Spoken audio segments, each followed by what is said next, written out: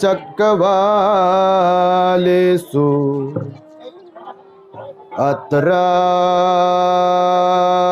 गच्छन्तु देवता सद्धम्मां मुनिराजस्य सुनन्तु सग्गमोक्षदं धम्मा सवनकालो अयं भदन्ता धम्मा सवनकालो अयं भदन्ता धम्मा सवनकालो अयं भदन्ता।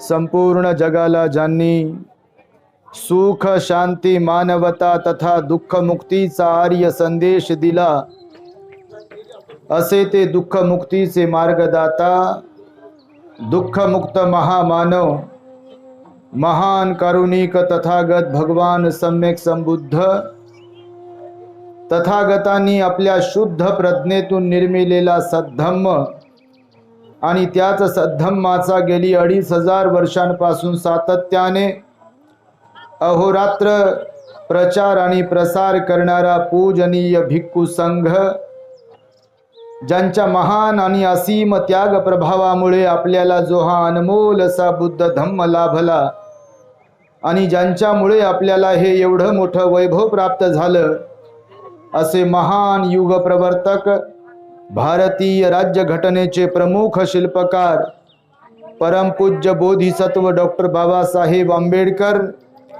आणि सर्वच परिवर्तनवादी संत महापुरुषांच्या महान अशा विचारांना स्मरून आज या मंगलमय दिनी आपल्या या गावामध्ये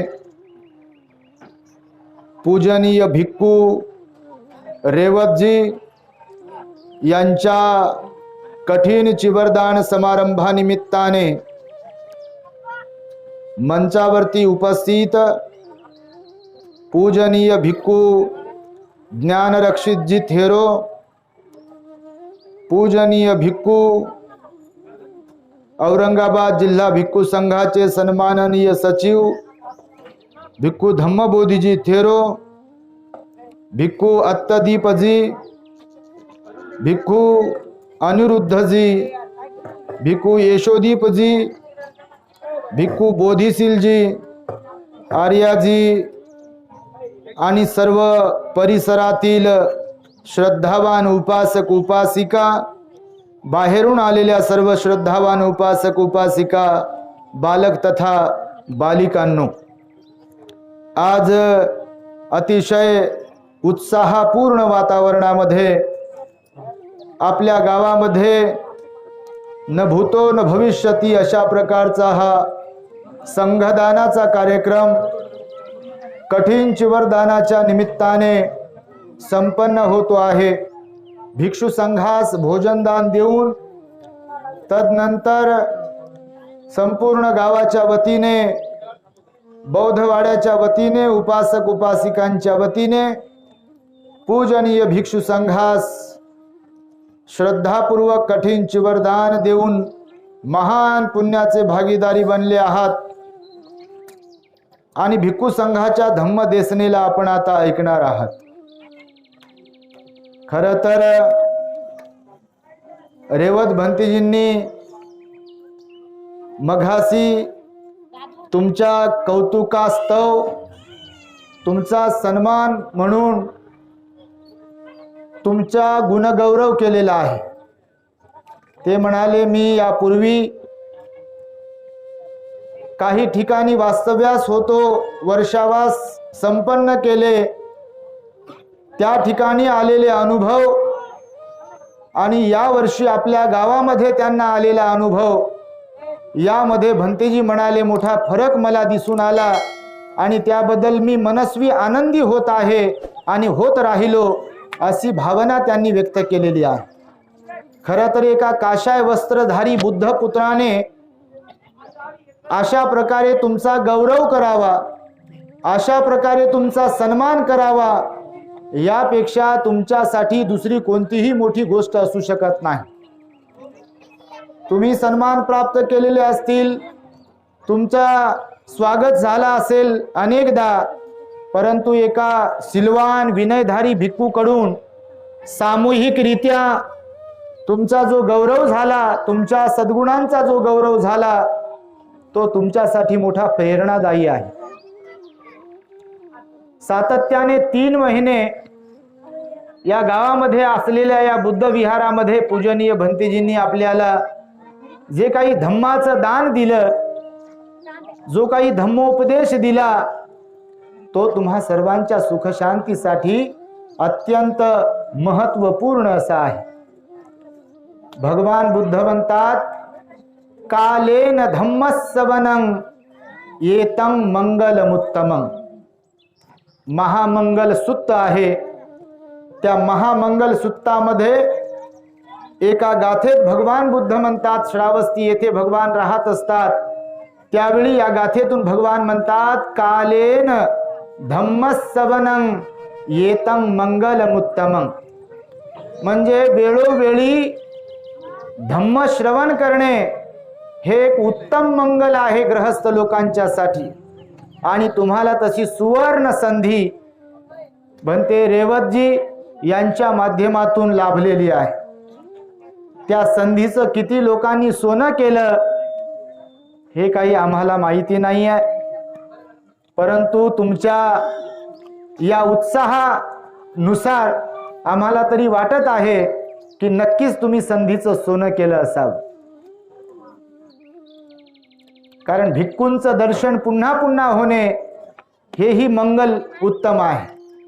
एकदा भगवंताच्या काळामध्ये एक सोपाक नावाचा मुलगा होता. त्याचे आई वडील लहानपणी वारल्यामुळे तो त्याच्या काकांकडे राहत होता. परंतु तो मस्तीखोर होता, शांत स्वभावाचा नव्हता. तो अशांत त्याचं चित्त होतं. लहान असून देखील तो खोडकर होता, उद्धट बोलत असायचा, भांडखोर होता. चुलत्याची गिनती करायचा नाही, चुलतीची गिनती करायचा नाही, भावाची गिनती नाही, वडीलधाऱ्यांची गिनती करायचा नाही. तो उद्धट वागायचा, उद्धट बोलायचा, खोडकर होता. मारामारी करणे, भांडण करणे, घरी भांडण आणणे असा त्याचा स्वभाव होता. काकू काका त्याला वैतागले होते. जसे तुम्ही पण आपल्याच अवलादीला कधी कधी वैतागत असता, तसंच सोपाकाच्या बाबतीत झालं होतं. त्याच्या घरची लोक त्याला वैतागली. एक दिवस तो काकावर मारण्यासाठी धावला. होता लहानच, शिवीगाळ तर केलीच केली, पण मारण्यासाठी धावल्यामुळे काका काकूला राग अनावर झाला आणि त्यांनी त्या सोपाकाला पकडलं आणि रात्रीच्या वेळी गावाच्या बाहेर असलेल्या स्मशानामध्ये नेऊन हात पाय बांधून त्याला तिथे ठेवून दिलं, सोडून दिलं. आता जशा स्मशानभूमी गावात असतात, अगोदरच्या काळात गावाच्या बाहेर स्मशानभूमी असायच्या. सोपाकाला तिथे हात पाय बांधून जेव्हा टाकलं, रात्र होती, हिंस्त्र प्राणी होते. रात्रभर ते हिंस्त्र प्राणी सोपाकाजवळ येत होते. तो लहान होता, ओरडायचा, क्रंदन करायचा, रडायचा, पण त्याचा आवाज ऐकण्यासाठी तिथे जवळपास कोणीच नव्हतं. काळ्या कुट्ट अंधारामध्ये सोपाक रडून रडून बेशुद्ध पडत होता. प्राणी त्याच्या जवळ येत होते, लांडगे, कोल्हे, जे कोणते प्राणी असतील. आणि मग सकाळ झाली. याच्या ओरडण्यामुळे, क्रंदन करण्यामुळे याला प्राण्यांनी कोणत्याही काही केलं नाही. हातपाय बांधलेले होते. सकाळ झाल्यानंतर भगवान बुद्ध आपल्या भिक्षू संघासह भिक्षा पात्र घेऊन नगरामध्ये भिक्षाटनासाठी निघाले होते. त्या स्मशानाच्या जवळून भगवान बुद्ध भिक्षू संघासह भिक्षाटनासाठी जेव्हा चालले होते, तेव्हा स्मशानातून रडण्याचा त्यांना आवाज आला. त्यानुसार भगवान बुद्धांनी भिक्षू संघासह स्मशानाजवळ जाऊन जेव्हा पाहिलं तेव्हा एक बालक त्याचे हातपाय बांधलेले आणि तो रडत असल्याचं भगवंताने पाहिलं. भगवंत महान करुणावान होते, महान दयावान होते, लोकांच्या सुख शांतीचा विचार करणारे होते. भगवंतांनी भिक्षूंना सांगितलं, याचा हात पाय जे बांधलेत ते अगोदर सोडा. त्याला विहारात घेऊन गेले भगवान बुद्ध. विहारात घेऊन गेल्यानंतर भिक्षूंच्या सहवासात राहिल्यामुळे, रोज भगवंताचा भिक्षूंचा उपदेश ऐकत असल्यामुळे त्याच्यामध्ये जे अवगुण होते ते अवगुण नष्ट झाले, सद्गुण निर्माण झाले, त्याच्यामध्ये विनम्रता भाव निर्माण झाला, त्याच्यामध्ये अतिशय प्रेम आपुलकी मोठ्यांचा आदर करण्याची भावना त्याच्या मनामध्ये उत्पन्न झाली. त्रिरत्नांच्या प्रती त्याच्या मनामध्ये श्रद्धा निर्माण झाली. एक दिवस भगवान बुद्ध त्या सोपाकाला म्हणाले, भिक्षू बनतो का तू? त्यावर त्याला एवढं काही समजत नव्हतं. मग तो भिक्षू झाला. लहानपणापासून भिक्षू संघाच्या भगवंताच्या सहवासात राहिल्यामुळे त्याच्यावर खूप चांगला परिणाम झाला. सुसंस्कारी बनला, तो भिक्षू बनला, प्रशिक्षण घेतलं भगवंताकडून आणि मोठा जसा झाला, प्रशिक्षण घेऊन झाल्यावर त्याच्या मनामध्ये त्याचा जो चुलत भाऊ होता त्याला त्याची आठवण झाली. हा जवान झाला होता, तरुण झाला होता. सोपाक भिक्षू असल्यामुळे करुणा भाव असतो, दया भाव असतो. जसं आपले रेवत भंतेजी तुम्हाला आम्ही आलो तेव्हापासून पाहतोय, तुमच्या भाषेत तुम्हाला ओरडून रागावून सांगतायत, पण त्यांच्यामध्ये तसा काही तुमच्या प्रती द्वेष नाही आहे.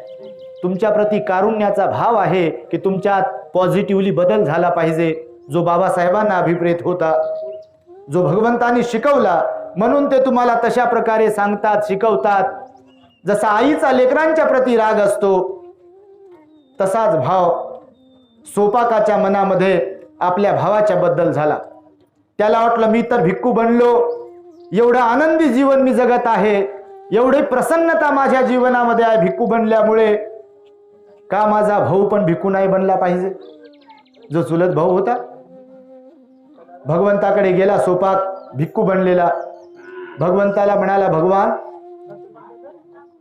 मला जर आपण परवानगी द्याल तर माझा भाऊ आहे त्यालाही जर भिक्खू बनवलं तर मी जसं आनंदमय जीवन जगत आहे, एकदम माझ्या जीवनामध्ये प्रसन्नता आणि प्रसन्नताच आहे, तशीच प्रसन्नता माझ्या भावाच्याही जीवनामध्ये येईल. आणि म्हणून आपली परवानगी असेल तर मी जरा आमच्या गावी जातो. भगवान बुद्धांनी त्याची मनोअवस्था ओळखली आणि भगवंतांनी त्याला परवानगी दिली. सोपाक गेला आपल्या गावी, घरी गेला आणि तो भावाला जाऊन म्हणतो की मी माझं जीवन जे आहे मोठं सुखमय जीवन आहे, सुखकर जीवन आहे, भगवंताच्या छत्रछायेखाली राहतो आहे मी, मोठा पुण्यवान आहे मी, स्वतःला धन्य समजतो मी की महान सम्यक संबुद्धाचं दर्शन मला दररोज होते, महान करुणावान असलेल्या भगवंताचं दर्शन मला रोज होते. मी पुनीत चित्त होतो, प्रसन्न चित्त होत असतो दररोज भगवंताचं रूप पाहून, भगवंताची वाणी ऐकून माझ्या मनात भाव उत्पन्न झाला आहे.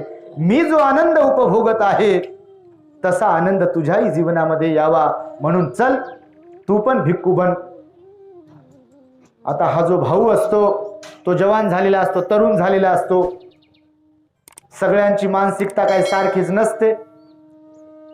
एकाच मायबापाच्या पोटी आलेले लेकर जरी असले तरी एखादा क्रूर डाकू निघतो तर दुसरा कनवाळू दयाळू मयाळू निघतो, एखादा दारुड्या निघतो आणि एखादा सज्जन निघतो. एखादा आई वडिलांना जीव ओतून जीव तोडून जीव लावतो, त्यांची सेवा करतो, त्यांचा आदर करतो, आणि दुसऱ्या लेकरासाठी जणू काय ते मायबाप मायबापच नाहीत, ती बहीण जणू काय बहीणच नाही, तो भाऊ जणू काय भाऊच नाही, वैरीच आहेत असं वागतो. मायबाप तर तेच, घर पण तेच, भाकर आहे तीच, नाही का? पण फरक आहे ना स्वभावामध्ये. स्वभावात फरक असतो.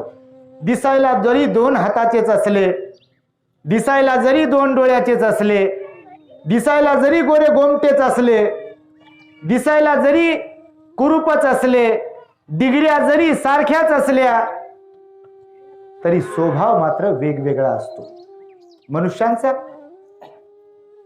म्हणून सोपाकाला वाटलं होतं की आपल्यासारखा आपला भाऊ जर बनला तर आनंदच आनंद आहे. म्हणून तो म्हणाला, चल भगवंताकडे भिक्षू बन. हा भाऊ म्हणाला जो घरी होता तो, हे पहा मी आता तरुण आहे, मी नौजवान आहे, माझं लग्नाचं वय आहे. तू दीक्षा घेतली, तू भिक्षू बनला, ते ठीक आहे, पण मला जरा लग्न वगैरे करू दे. लग्न वगैरे झालं की मग मात्र मी नक्की तुझ्या बरोबर येईल. सोपाक जिद्दी होता, करुणावान होता.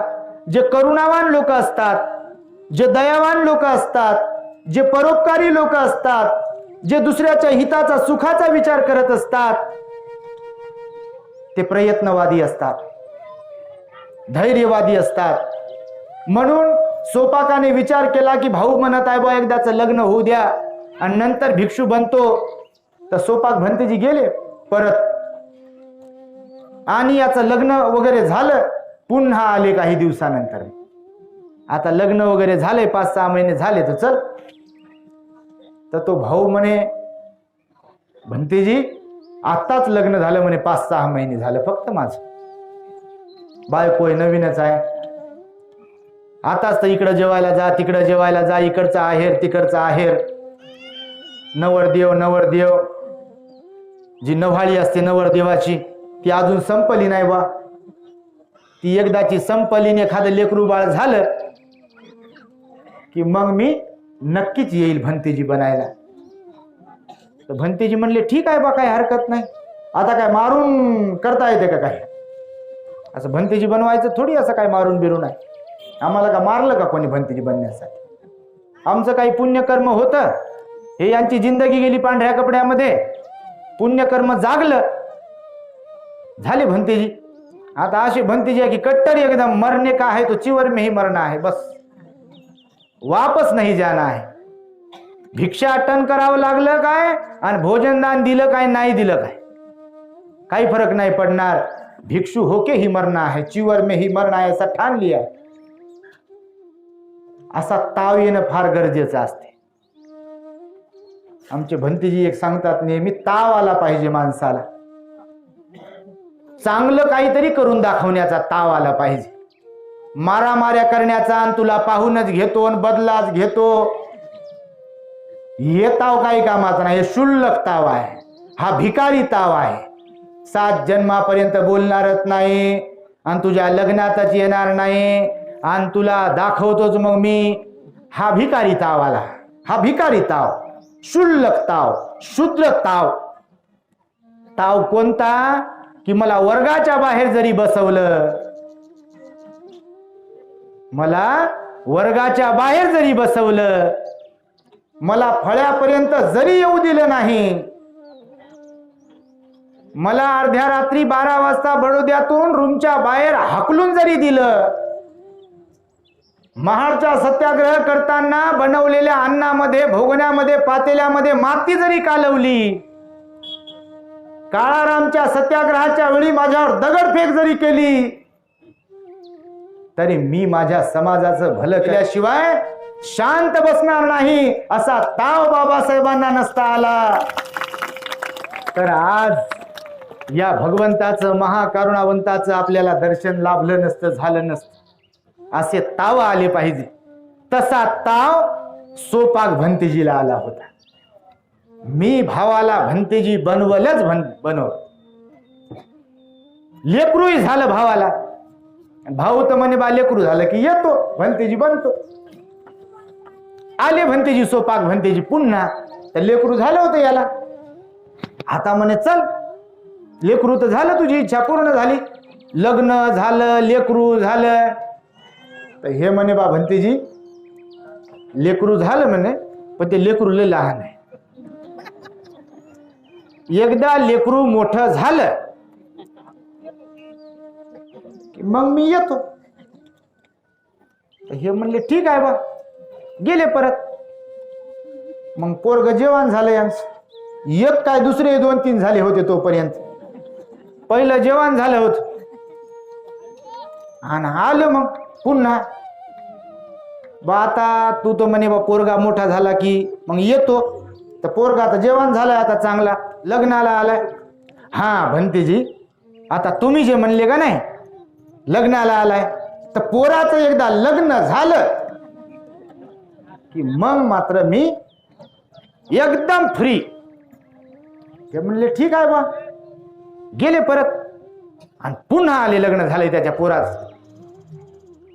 आता हे ताव पहा कसा असते, जिद्द कशी असते. चांगलं काहीतरी करून दाखवायचं. विहार विहार जाग्यावर असो नसो, त्याच्या भिंती खिडक्या बरोबर असो नसो, किती दारू पिणारे लोक असो, कोणी येवो न येवो, तंबाखू खाणारे लोक असो, देव धर्म करणारे लोक असो, यांना बदलवायचंय म्हणजे बदलवायचंय.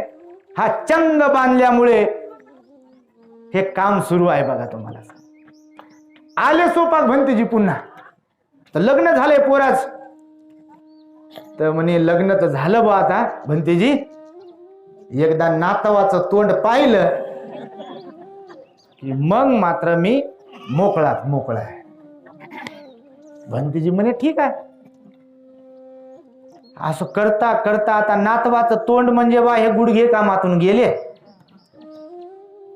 इथून काही दिस ना, इथून काही ऐकायला येईना. खारट दिलं तर ते चालत नाही, तेल जास्त पडलं तर ते चालत नाही, तिखट झालं तर ते सहन होत नाही, अपचन होण्यासारखं काही असेल तर ते चालत नाही. गुडघ्यावर बसून वंदन करता येत नाही, पंचांग प्रणाम करता येत नाही, आठवण राहत नाही, बुद्धी भ्रष्ट झालेली असते. याच्यात डोकं घालू घालू, डोकं घालू घालू वंदन आहे, पाठ होत नाही. दिवा विजलेला असते, सगळा सारा दिवा विजला. असं करता करता आणि नातूही झाला याला. भंतेजी आले पुन्हा.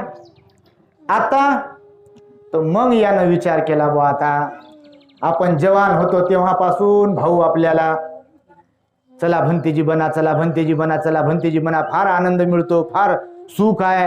हे tension high BP, low BP, शुगरची गोळी वाढत वाढत वाढत वाढत गेली. एक इच्छा पूर्ण झाली की दुसरी इच्छा, एक अपेक्षा पूर्ण झाली की दुसरी अपेक्षा, एक कर्तव्य पार पडले न पडले दुसरं कर्तव्य. लग्न लावता लावता लावण्यात जिंदगी गेली अर्धी, आणि लग्न लावल्यावर कर्ज फेडण्यात गेली अर्धी जिंदगी. आणि ते फेडता फेडता आजार झाले, तिने एक दिवस बटन दबले गेली. कुठं आले होते काय माहित, कशाला आले होते तर काय माहित, काय केलं तर काय माहित, आणि कुठं गेले. डोळे फाडून गेलेत, हात पाय खोरून गेलेत. बाजूवरचं खाली ठेवा रे, खालचं बाजूवर ठेवा रे, कपाटाची चाबी हातात द्या रे, बंडल हातात द्या रे, जरा खुर्दा हातात द्या रे, जरा 2000ची नोट हातात द्या रे, जरा पोरीला बोलून घ्या रे, जरा पोराला बोलून घ्या रे, जरा नातवाचं तोंड दाखवा रे. अरे काय मरण आहे हे? काय मरण झालंय? अरे भिकारी मरण है। मरना भी शान से आना चाहिए, शान के साथ मरना आना चाहिए। उसको मरण बोलते हैं, उसको जिंदगी बोलते हैं। कुत्ते के जैसा, बिल्ली के जैसा मरना, वो क्या मरना होता है? हाथ पाय खोरून मरण्यात काय अर्थ है? काय अर्थ त्या हात पाय खोरून मरण्यात? नाही नाही नाही, मला वाचवा हो, माझं शेत विका हो, माझं घर विका हो, लावा डॉक्टरकडे, काय लावायचंय ते मला थांबा, मला वाचायचं। असं मग सोपाकचा भाऊ विचार केला की बा झाला आता आपलं सगळंच कर्तव्य पार पडले, भाऊ लयच तगादा लावलाय भावानं जवान होतो तेव्हा पासून, तर आता ठीक आहे बा, आता भाऊ काय पिछात सोडायला तयार नाही, तर पाहूच तिथं काय आहे ते. झाला तयार आणि गेला बा. आता महान कारुणिक भगवान बुद्ध होते विहारामध्ये.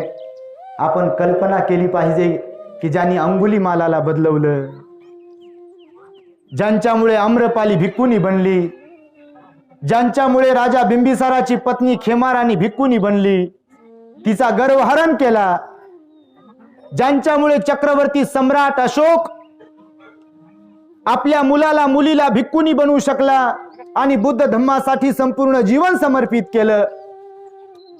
असे महान कारुणिक भगवान बुद्ध किती ग्रेट असतील, किती करुणावान असतील, किती दयावान असतील, किती महान असतील, असा त्याने विचार केला. आणि त्याचा भाऊ गेला. भगवंताच्या छायेत गेल्याबरोबर त्याचं हृदय कंपायमान झालं. त्याला असा वेगळाच तिथे अहसास झाला सुखाचा. हेच सुख आहे असं तिथे गेल्याबरोबर त्याला समजलं. कारण भगवंताची छाया, अरहंत भिक्खूंची छाया, एकदम जिथे राग नाही, द्वेष नाही, लोभ नाही, अहंकार नाही, ईर्ष्या नाही, बडेजावपणा नाही, घमेंड नाही, कोणाचा द्वेष नाही, प्रेम, आपुलकी, जिव्हाळा, विनम्रता, लीनता, ह्याच गोष्टी सगळ्या. काय सुख राहणार नाही तिथे. परम शांती. 80,000 भिक्खू सोबत जरी असले तरी शांत आणि शांत वातावरण. एकदम मौन आणि मौन.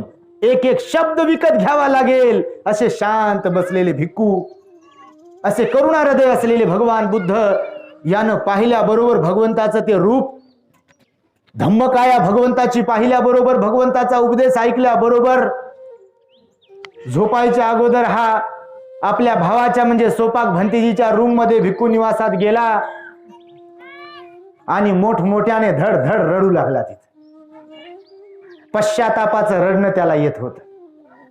जिंदगी बर्बाद केली आपण. भावाला म्हणे माफ करा मला भंते, फार चुकलं म्हणे माझं गणित जीवनाचं. तुम्ही मला जवानपणात जेव्हा म्हणत होते, खर तर तेव्हाच जर मला सद्बुद्धी आली असती, सुचलं असतं, तर अख्खं जीवन आनंदाने गेलं असतं माझं.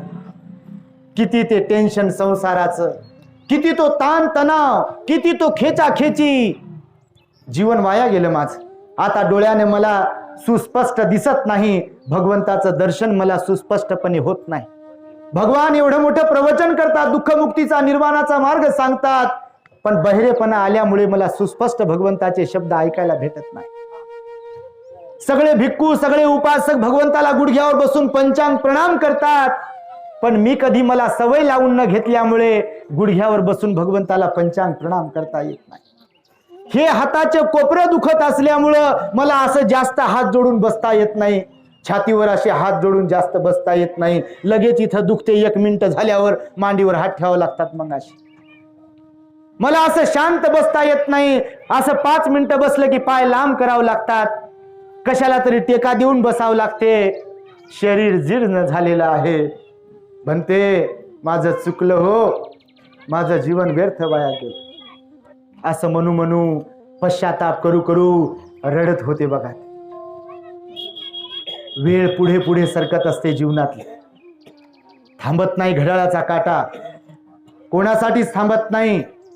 मला वाटतं अनेक लोक आजही त्या सोपाकाच्या भावासारखेच आहेत. सोपाकाचा तो भाऊ होता.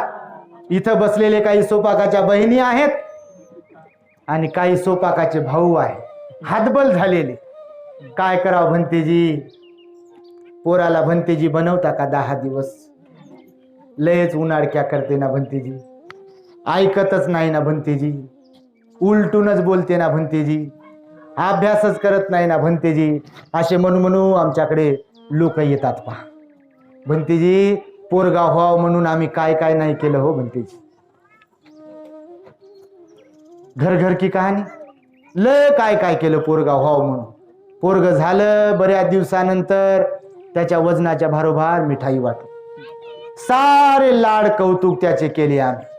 चांगली चांगली शाळा, चांगलं चांगलं ट्युशन, चांगलं घर, 2 BHK 3 BHK 4 BHK औरंगाबादला शिकायला पाठवलं, जालन्यात शिकायला पाठवलं, मुंबईला शिकायला पाठवलं, कोणते कोणते क्लास लावले आणि थाटामाठात लॉनवर लग्न करून दिलं.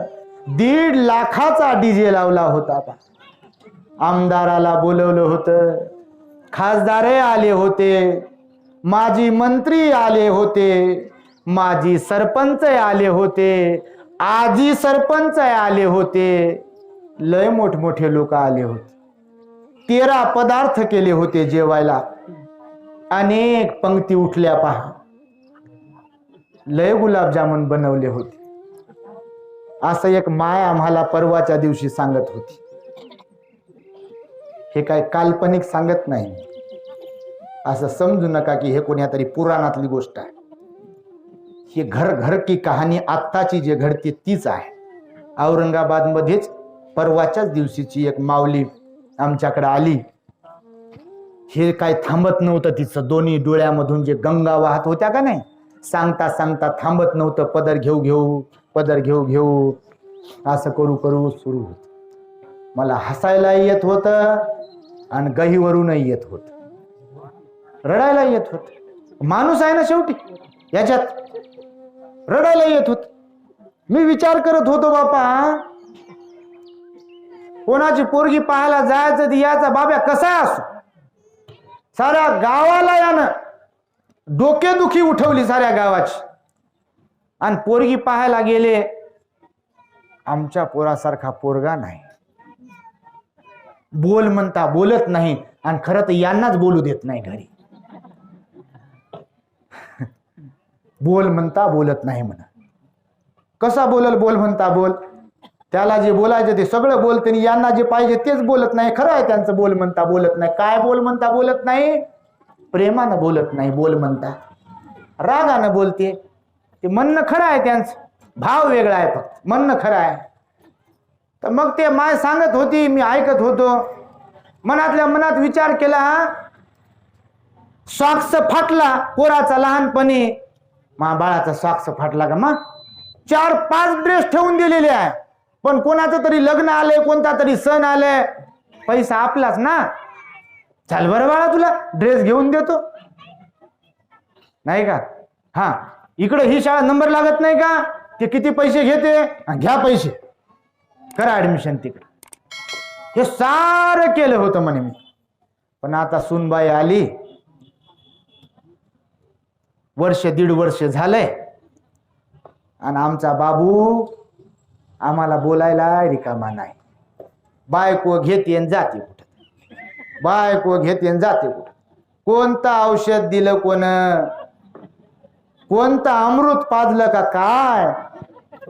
असं कुठंच औषध कोणत्या मेडिकल मध्ये भेटते?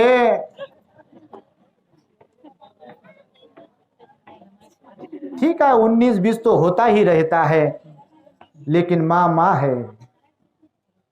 माँ के पैरों के नीचे जन्नत होती है. माँ कैसी भी हो, माँ माँ होती है. उसकी बदौलत तो हमने ये दुनिया देख रहे हैं.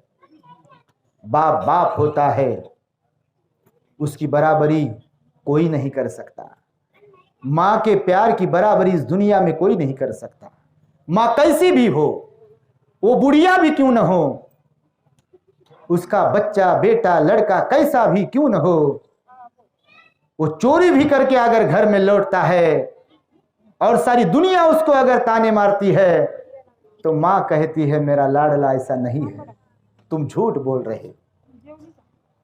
यह माँ का प्यार होता है.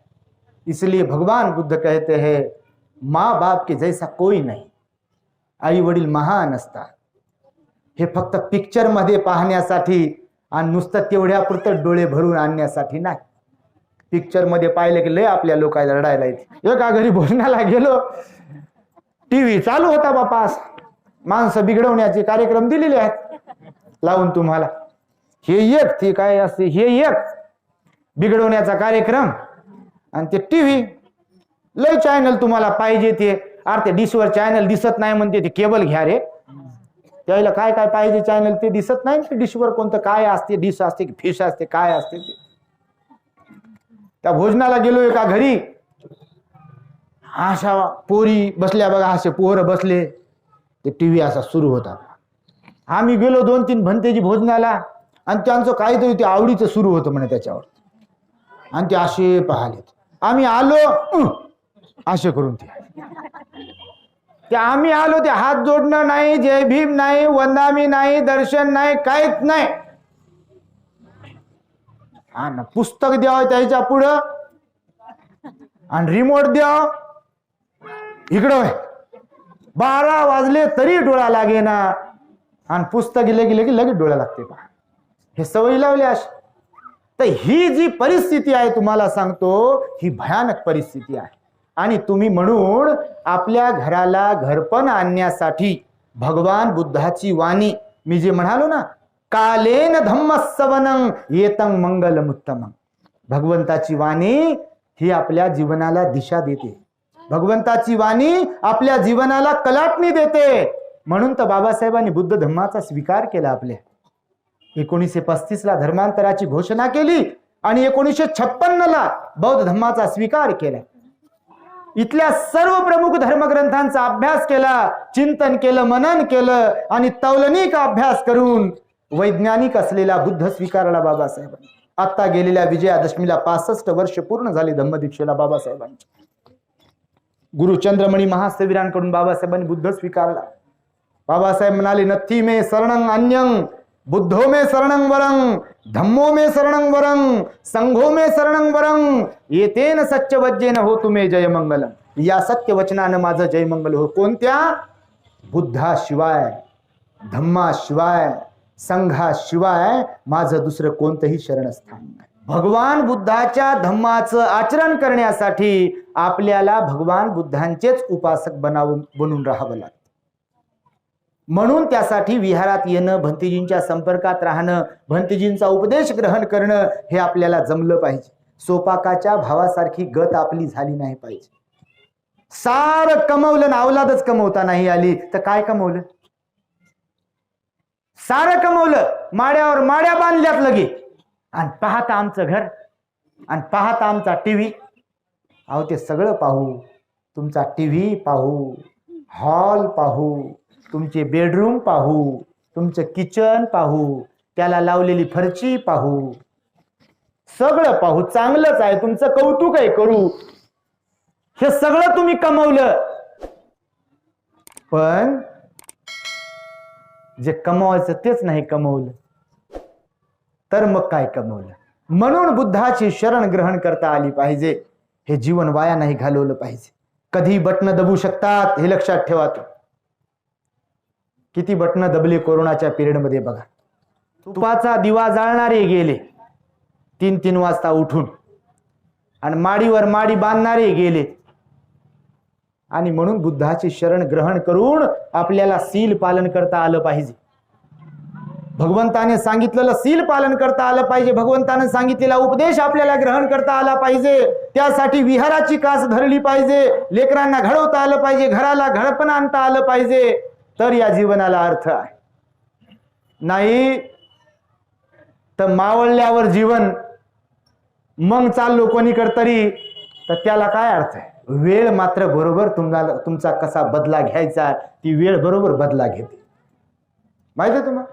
आणि म्हणून वेळीच सावध राहिलं पाहिजे. बुद्ध धम्मात आलं पाहिजे, बुद्ध धम्माचं आचरण केलं पाहिजे, भगवान बुद्धाच्या उपदेशाला स्वीकारलं पाहिजे, विनम्र बनलं पाहिजे, लीन बनलं पाहिजे, राग सोडून दिला पाहिजे, चंचल मनाची अवस्था सोडून दिली पाहिजे, द्वेष करणं सोडून दिला पाहिजे, संशय करणं सोडून दिला पाहिजे, ईर्ष्या करणं सोडून दिला पाहिजे, घमेंडपणा सोडून दिला पाहिजे, श्रीमंतीचा घमेंड सोडून दिला पाहिजे. हे सोनं म्हणजे जीवन नाही, हे कपडे म्हणजे जीवन नाही, बंगला म्हणजे जीवन नाही, पोरग्यानं लई डिग्र्या घेतल्यात म्हणजे जीवन नाही, त्याच्याशिवाय जीवन आहे.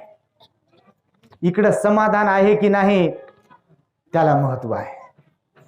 तुमची सेवा करतात की नाही घरी त्याला महत्व आहे. प्रेमानं बोलतात की नाही त्याला जीवन म्हणतात. म्हणून बुद्धाचे शरण हे खूप महत्वाचे आहे. तुम्हाला सांगतो, बुद्धाचे शरण खूप महत्वाचे आहे. आणि म्हणून आमचे रेवत भंतेजी इथे गावात राहिले भगवंताचे अनेक अनेक उपदेश त्यांनी तुम्हाला सांगितले असतील. 3 महिने अनेक अनेक उपदेश सांगितलेले असतील. त्या उपदेशांप्रमाणे तुम्हाला वागलं पाहिजे. नाही तर बस सोहळा केला, भंतेजी आले, सोहळा केला आणि बस संपला विषय. जैसे थे, तर जैसे थे नाही राहिलो पाहिजे आपण. मी तुम्हाला बाबासाहेबांचा ताव सांगितला की नाही, तसा ताव आता तुम्हाला आला पाहिजे. भंतेजीने जर पंचशील पालन करायला शिकवलाय तर तुमच्याकडून ते पालन झालं पाहिजे. भंतेजीने 8 दिवसातून एकदा उपवास पालन करायला शिकवलंय, ते तुमच्याकडून झालं पाहिजे. त्याचा ताव आला पाहिजे. भंतेजीने सांगितलंय स्वतःहून जय भीम केला पाहिजे, अहंकार सोडून देऊन, त्याचा ताव आला पाहिजे. भंतेजीने सांगितलं विहारात आलं पाहिजे, वंदना केली पाहिजे, त्याचा ताव आला पाहिजे. मारामारीचा, रागारागाचा, बदल घेण्याचा ताव नाही आला पाहिजे. त्यामुळे आपले जीवन उद्ध्वस्त होऊ शकते. आणि म्हणून महान पुण्यकर्म करण्याची संधी तुम्हाला आमच्या रेवत भंतेजीकडून उपलब्ध झालेली आहे. आणि म्हणून तुम्हाला मुद्दामहून आता बसल्या बसल्या विचार केला की तुम्हाला काय सांगावं, तर म्हणून सोपाकाची कथा मी तुम्हाला सांगितलेली आहे. ही कथा मोठी प्रेरणादायी आहे. भगवंताच्या काळात घडलेली ही हकीकत आहे आणि त्यामुळे आपल्या जीवनाचा आपण उद्धार कराल अशी मी अपेक्षा करतो. बुद्ध धम्मा संघाची प्रती आपण श्रद्धावान बनाल अशी अपेक्षा करतो. या उपदेशाच्या योगे तुम्हा सर्वांच्या जीवनामध्ये सुख, शांती, समाधान, आयुष्य, आरोग्य आणि बल प्राप्त होत राहो अशा प्रकारची मंगल आणि उदात कामना व्यक्त करून मी माझ्या शब्दांना पूर्ण विराम देतो. भवतु सब्ब मंगलं, भवतु सब्ब मंगलं, भवतु सब्ब मंगलं.